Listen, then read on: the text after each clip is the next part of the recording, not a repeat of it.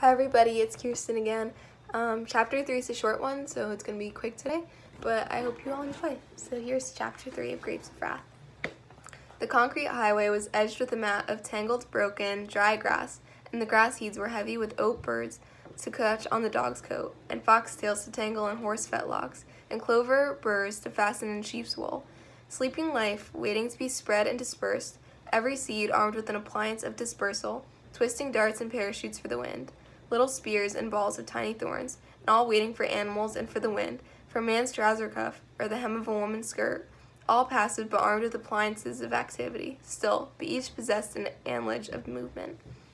The sun lay on the grass and warmed it, and in the shape under the grass insects moved, ant and ant lions to set traps for them, grasshoppers to jump into the air and flick their yellow wings for a second, sow bugs like armadillos, plodding restlessly on many tender feet, and over the grass at the roadside a land turtle crawled, turning aside for nothing, dragging his high dome shell over the grass. His hard legs and yellow-nailed feet threshed slowly through the grass, not really walking, but boosting and dragging his shell along. The barley beards slid off his shell, and the clover burrs fell on him and rolled to the ground. His horny beak was partly open, and his fierce, humorous eyes under brows like fingernails stared straight ahead. He came over the grass, leaving a beaten trail behind him, and the hill, which was a highway embankment, reared up in front of him. For a moment he stopped, his head held high. He blinked and looked up and down. At last he started to climb the embankment. Front-clawed feet reached forward but did not touch. The hind feet kicked the shell along, and it scraped the grass and on the gravel. As the embankment grew steeper and steeper, the more frantic were the efforts of the land turtle. Pushing hind legs strained and slipped, boosted the shell along, and the horny head protruded as far as the neck could stretch. Little by little, the shell slid up the embankment until the last of the parapet cut across the line of his march, the shoulder of the road, and a concrete wall 4 inches high. As though they worked independent, the hind legs pushed the shell against the wall. The head upraised and peered over the wall to a broad, smooth plane of cement. Now the hands, braced on the top of the wall, strained and lifted, and the shell came slowly up and rested its front head on the wall. For a moment the turtle rested. A red ant ran into the shell, and into the soft skin inside the shell, and suddenly head and legs snapped in, and the armored tail clamped in sideways. The red ant was crushed between body and legs, and one head of the wild oats was clamped into the shell by a front. Old humorous, frowning eyes looked about the legs, and the tail came out. The back legs went to work, straining like elephant legs, and the shell tipped to an angle so that the front legs could not reach the level of cement plane.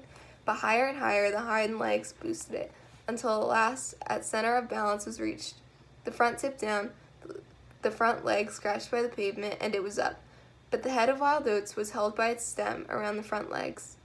Now the going was easy, and all the legs worked, and the shell boosted along, waggling from side to side. A sedan, driven by a 40-year-old woman, approached. She saw the turtle and swung to the right. Off the highway, the wheels screamed and a cloud of dust boiled up. 2 wheels lifted for a moment, then settled. The car skidded back onto the road and went on, but more slowly. The turtle had his head jerked into the shell, and now it hurried on, for the highway was burning hot. And now a light truck approached, and as it came near, the driver saw the turtle and swerved to hit it. His front wheel struck the edge of the shell, flipped the turtle like a tiddlywink, spun it like a coin, and rolled side of it off the highway. The truck went back on its course along the right side. Lying on his back, the turtle was tight in his shell for a long time, but at last its legs waved in the air, reaching for something to pull it over.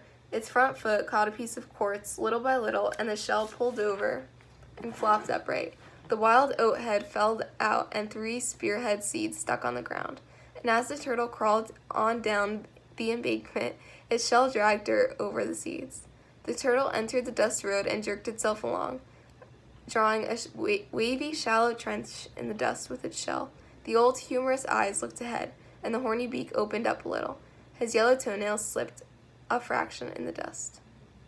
So that's short little chapter 3. I hope you guys enjoyed it, and I can't wait to read chapter 4 with all of you. Thanks. Be safe.